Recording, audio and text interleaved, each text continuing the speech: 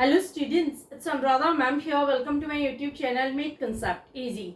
आज के video lecture में क्लास 11th अकाउंटेंसी को कंटिन्यू करते हुए मैं आपको प्रैक्टिकल प्रॉब्लम सोल्व करवाऊंगी जो टीएस गरेवाल बुक के हैं। जो एक्सरसाइज के क्वेश्चंस हैं वो सारे क्वेश्चन मैं आपको डिटेल्ड वे में इजीएस्ट मैनर में सोल्व करवाऊंगी। तो पूरा वीडियो लेक्चर स्टार्टिंग से एंड तक फुल कंसंट्रेशन के साथ देखना ताकि अकाउंटिंग इक्वेशन आपको अच्छे से क्लियर हो जाए। सबसे पहले मैं ले रही हूँ question number 1। Question number 1 is what will be the effect of the following on the accounting equation. देखो 3 ट्रांजैक्शन दे रखे हैं क्वेश्चन में, तीनों ट्रांजैक्शन को आपको अकाउंटिंग इक्वेशन में दिखाना है। पहला ट्रांजैक्शन है started business with cash rupees 45,000। दूसरा ट्रांजैक्शन है opened a bank account with a deposit of rupees 4,500। तीसरा ट्रांजैक्शन है boat goods from MS Sun and Company for ₹11,200। तो कैसे हम तीनों ट्रांजैक्शन को अकाउंटिंग इक्वेशन में एक्सप्रेस करेंगे। तीनों ट्रांजैक्शन मैंने यहाँ लिख दिए हैं। आपको भी जब आप अकाउंटिंग इक्वेशन बनाएंगे तो आपको ट्रांजैक्शन का एक कॉलम बनाना होगा और उसमें आपको ट्रांजैक्शंस लिखने होंगे। तीनों ट्रांजैक्शन मैंने यहाँ लिख दिए हैं। इसके बाद मैंने एसेट लिखा है, मैंने यहाँ स्पेस छोड़ दिया क्योंकि एसेट ज्यादा होती है। उसके बाद is equal to liabilities plus capital. मेरा जो प्रीवियस लेक्चर है वो आप जरूर देख लेना क्योंकि बेसिक कंसेप्ट अकाउंटिंग इक्वेशन का मैंने उसमें एक्सप्लेन किया है। आज मैं एक्सरसाइज का क्वेश्चन ले रही हूँ, क्वेश्चन नंबर 1। देखो पहला ट्रांजैक्शन है started business with cash rupees 45,000। यहाँ पर 2 अकाउंट है जो अफेक्ट होंगे, एक है कैश, दूसरा है कैपिटल। हम अकाउंटिंग हमेशा बिजनेस के पॉइंट ऑफ व्यू से करते हैं। बिजनेस में कैश आ रहा है और बिजनेस का कैपिटल भी इंक्रीज हो रहा है। तो किस तरह से हम इफेक्ट दिखाएंगे, हम एसेट के नीचे लिखेंगे कैश और यहाँ पर हम जो कैपिटल है उसके नीचे भी लिखेंगे कैपिटल। कैश कितना है, कैश है रुपीज 45,000, तो कैश के नीचे हम लिख देंगे 45,000। इज इक्वल टू के नीचे आप इज इक्वल टू का साइन लगाएंगे।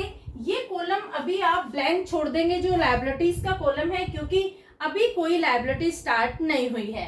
इसके बाद प्लस के नीचे प्लस का कॉलम और कैपिटल में सेम अमाउंट लिखेंगे रुपीज 45,000। ये है फर्स्ट ट्रांजैक्शन। फर्स्ट ट्रांजैक्शन में कैश और कैपिटल दोनों को आप 45,000 से दिखाएंगे। दूसरा ट्रांजैक्शन है open bank account with rupees 4,500। देखो जब हम बैंक अकाउंट खोलते हैं तो बैंक में जब हम पैसे जमा करवाते हैं तो हमारा कैश डिक्रीज हो जाता है, कम हो जाता है और बैंक का बैलेंस इंक्रीज हो जाता है। बैंक क्या है, बैंक भी एक एसेट है। तो यहाँ पर जो एसेट है उसमें एडिशन हो जाएगा, एक नई एसेट जुड़ जाएगी, दूसरी एसेट है बैंक। ठीक है। और देखो जब यहाँ पर बैंक में हमने डिपॉजिट करवाए हैं रुपीज 4,500 तो कैश बैलेंस डिक्रीज हो गया। तो इसके 2 इफेक्ट कौन कौन से होंगे, बैंक में अमाउंट दिखाई जाएगी 4,500 और कैश में से अमाउंट रिड्यूस की जाएगी रुपीज 4,500। तो यहाँ बैंक में पहले तो आप क्या करेंगे, 0 लगा देंगे क्योंकि फर्स्ट ट्रांजैक्शन में बैंक का कोई इफेक्ट नहीं था। सेकेंड ट्रांजैक्शन में आप कैश में से रुपीज 4,500 माइनस कर देंगे।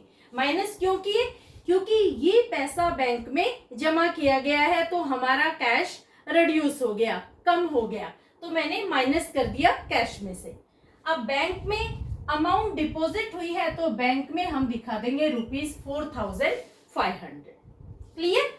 इज इक्वल टू के नीचे इज इक्वल टू, प्लस के नीचे प्लस का साइन, यहाँ पर 0 करेंगे क्योंकि कोई भी कैपिटल में इंक्रीज डिक्रीज नहीं हुआ तो हम 0 लिख देंगे। इसके बाद हम एक लाइन खींच देंगे क्योंकि हमें न्यू इक्वेशन फाइंड आउट करनी है।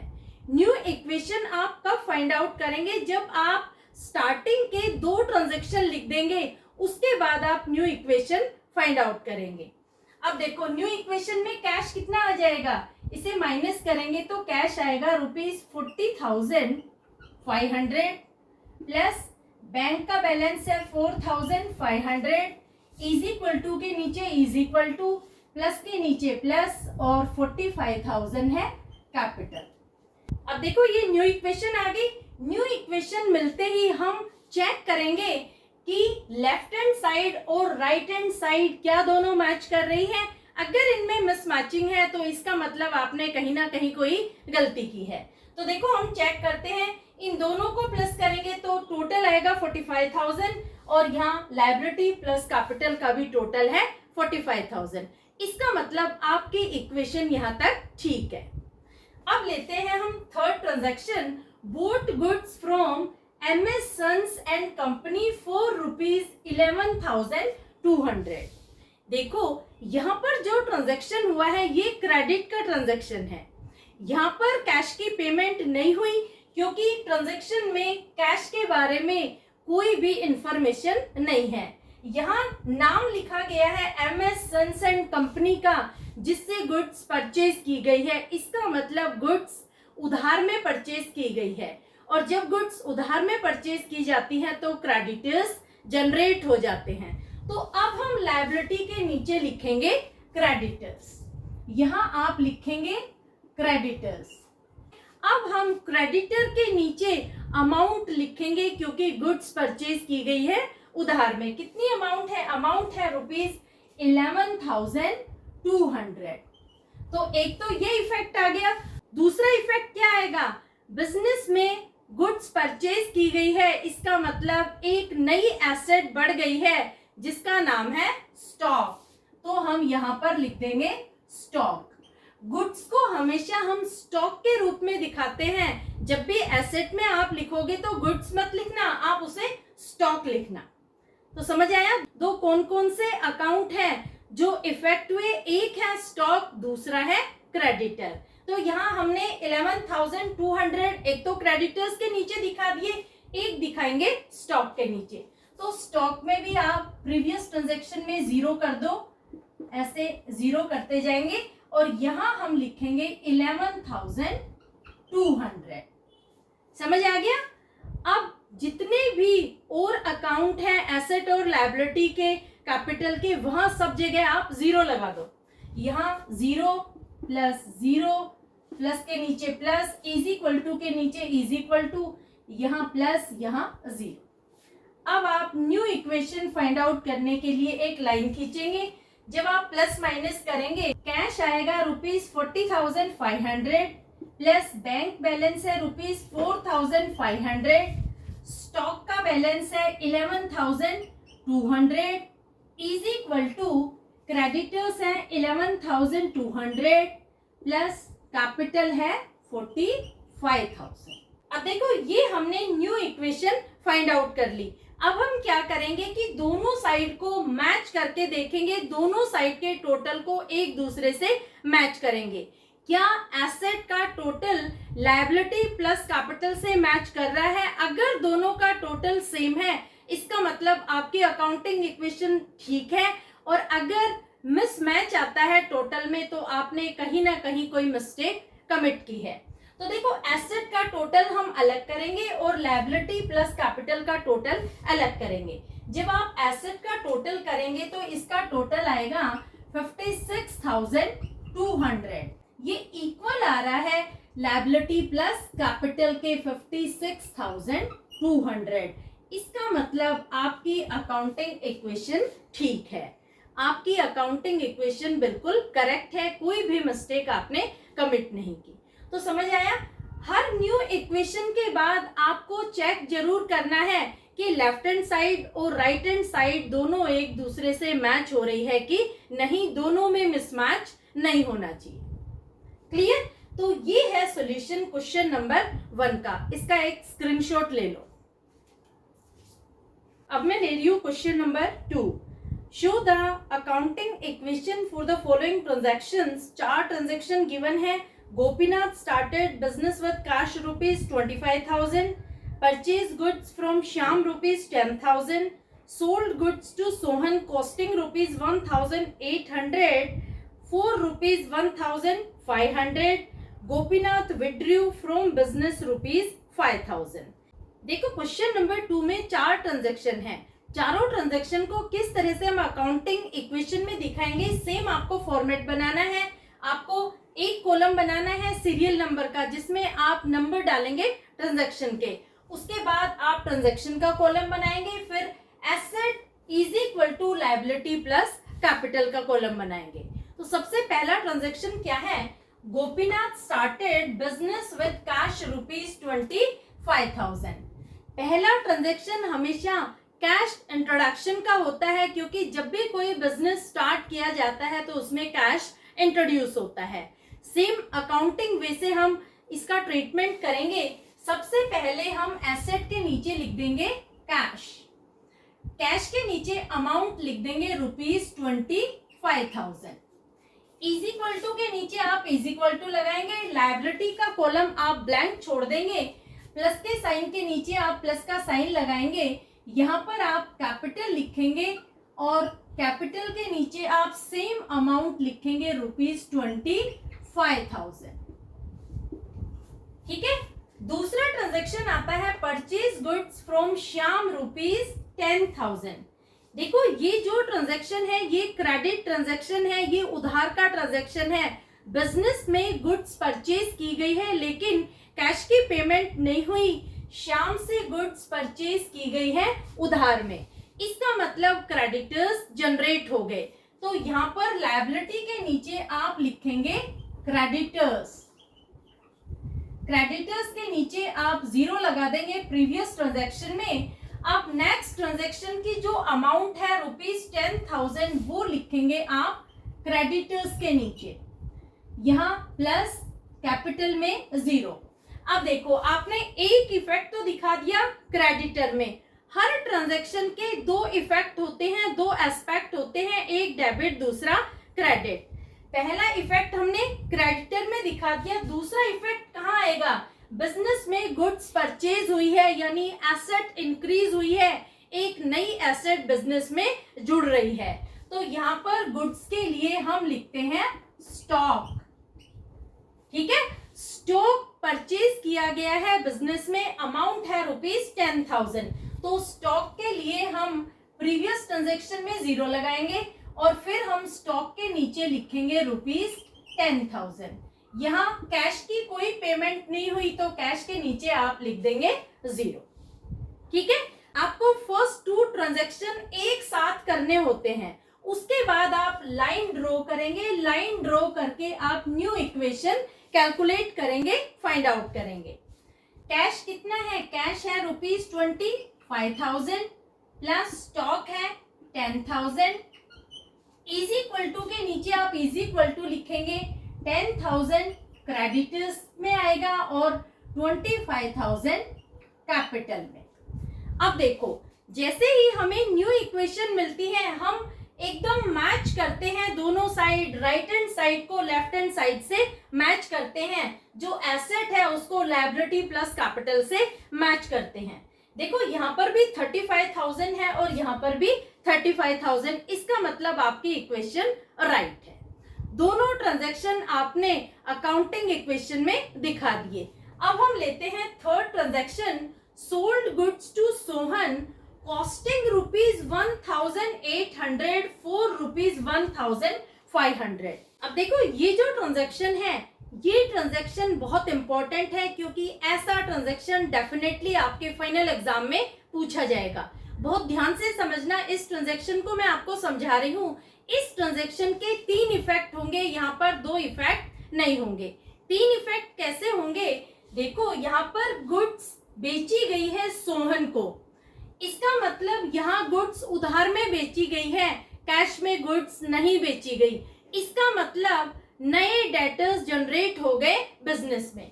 तो आप नई एसेट ऐड करेंगे डेटर्स, एक तो डेटर्स जो नई एसेट आप जोड़ देंगे, दूसरा जो गुड्स आपने बेची है उस गुड्स को आप स्टॉक में से डिडक्ट कर देंगे। जितनी गुड्स कॉस्ट प्राइस की बेची गई है वो अमाउंट आप स्टॉक में से डिडक्ट कर देंगे और जितना भी लॉस या प्रॉफिट आता है उसका इफेक्ट हम दिखाएंगे कैपिटल में।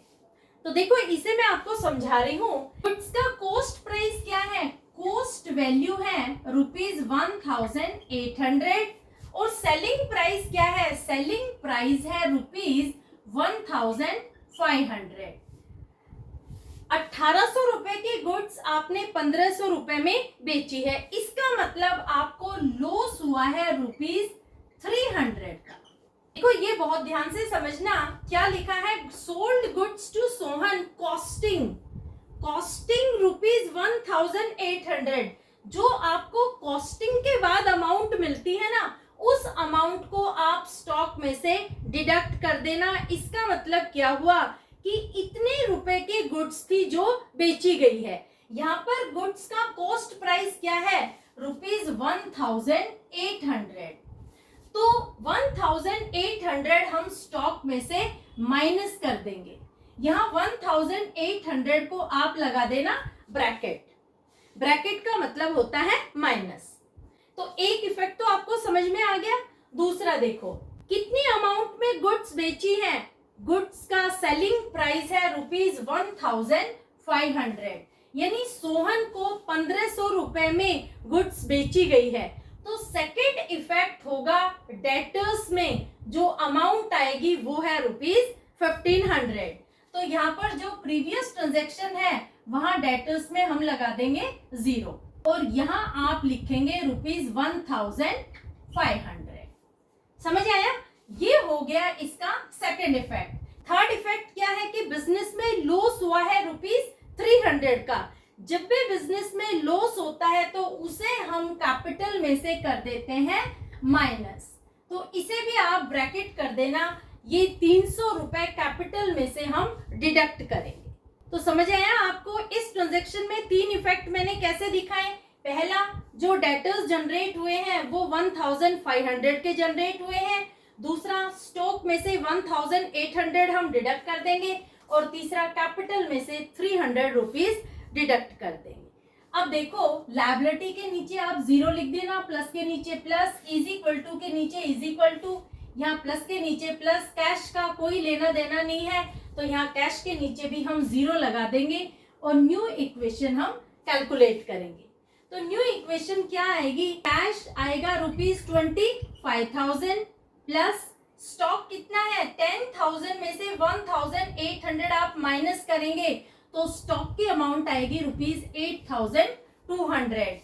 डेटर्स है 1,500 के, इज इक्वल टू के नीचे इज इक्वल टू, 10,000 के नीचे 10,000, ये क्रेडिटर्स के हैं। और इसके बाद जो कैपिटल है वो 25,000 में से हम 300 माइनस करेंगे तो कैपिटल आएगा 24,700।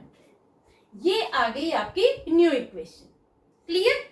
अब मैं ले रही हूँ last transaction, Gopinath withdrew from business ₹5,000। देखो, गोपीनाथ जो बिजनेस का प्रोप्राइटर है, बिजनेस का मालिक है, उसने बिजनेस में से ₹5,000 पर्सनल यूज के लिए निकाले हैं। जब भी प्रोप्राइटर बिजनेस में से पैसा विड्रॉ करता है पर्सनल यूज के लिए तो उसे हम कहते हैं ड्रॉइंग। ड्रॉइंग के 2 इफेक्ट होते हैं, एक तो बिजनेस का कैश कम हो जाएगा क्योंकि वो कैश विड्रॉ कर रहा है, दूसरा कैपिटल भी कम हो जाता है। जब भी बिजनेसमैन ड्रॉइंग करता है तो उसे हम हमेशा कैपिटल में से माइनस करते हैं। तो कहाँ आप 2 इफेक्ट दिखाएंगे, एक तो आप कैश में से अमाउंट माइनस करेंगे और दूसरी आप कैपिटल में से।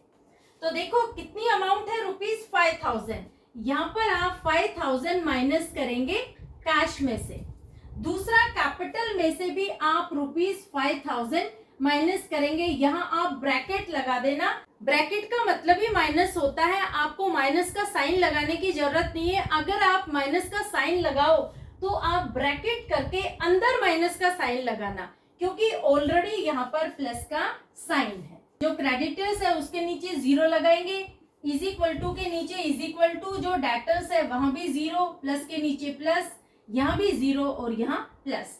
अब हम निकालेंगे न्यू इक्वेशन। अब आप कैलकुलेशन करेंगे तो देखो कैश कितना होगा, कैश होगा ₹20,000 प्लस स्टॉक कितना है 8,200, डेटर्स कितने हैं 1,500, इज इक्वल टू क्रेडिटर्स है ₹10,000 और जो कैपिटल है, कैपिटल कितना हो गया, ₹19,700। अब देखो न्यू इक्वेशन आ गई। न्यू इक्वेशन के बाद आप दोनों साइड चेक करके देखो कि दोनों साइड एक दूसरे से मैच हो रही है कि नहीं। यहां आप एसेट का टोटल करेंगे तो एसेट का टोटल आएगा 29,700 और लायबिलिटी का टोटल भी आ रहा है ₹29,700। ये दोनों टोटल एक दूसरे से मैच हो रहे हैं, इसका मतलब आपका क्वेश्चन राइट है। क्लियर? तो ये सॉल्यूशन है क्वेश्चन नंबर 2 का। इसका एक स्क्रीनशॉट ले लो। तो होपफुली दोनों क्वेश्चन आपको समझ में आ गए होंगे। आगे के क्वेश्चन में नेक्स्ट वीडियो लेक्चर में लूंगी। आप मेरे चैनल को सब्सक्राइब कर लेना और अपने फ्रेंड्स को लिंक जरूर शेयर कर देना ताकि उनको भी अकाउंटिंग इक्वेशन के प्रैक्टिकल प्रॉब्लम्स समझ में आ जाएं, उनको भी किसी तरह की कोई प्रॉब्लम ना हो जब वो क्वेश्चन को सॉल्व करें। Thank you so much.